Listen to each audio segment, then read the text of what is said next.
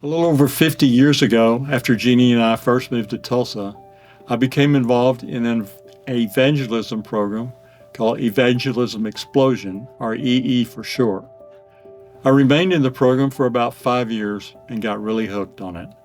The program was a conversational, non-threatening, easy-to-learn approach to sharing the gospel without the use of a tract. It included 2 diagnostic questions to determine one's spiritual condition, a 5-point gospel presentation, followed by a non-pushy close to hopefully lead a person to Christ, and of course, follow-up.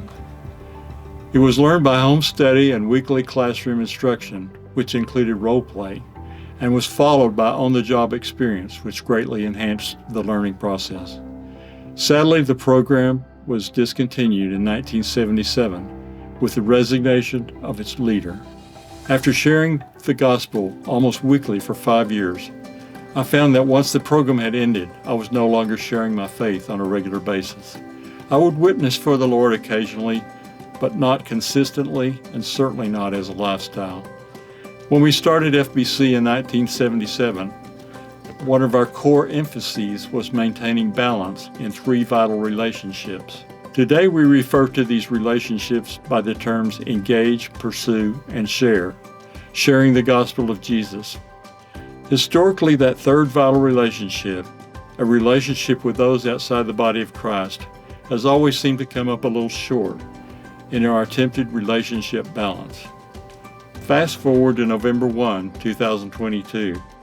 Following our fall festival the night before, I was asked to call festival attendees who had filled out raffle cards.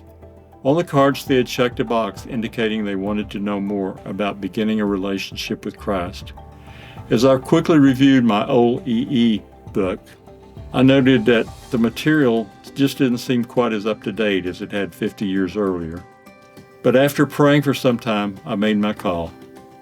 Of the 5 or 6 people I was able to contact, 2 prayed to receive Christ. I was ecstatic. The joy of obedience by doing what I knew God wanted me to do was overwhelming. A short time later, I attended a 2-day EE workshop in Rogers, Arkansas. Here I learned EE's newest gospel presentation called Everyday Evangelism. I found the changes made in the presentation to be amazing. After the workshop, I discussed the new EE program with the elders and began meeting with 4 or 5 staff members about starting an EE program here.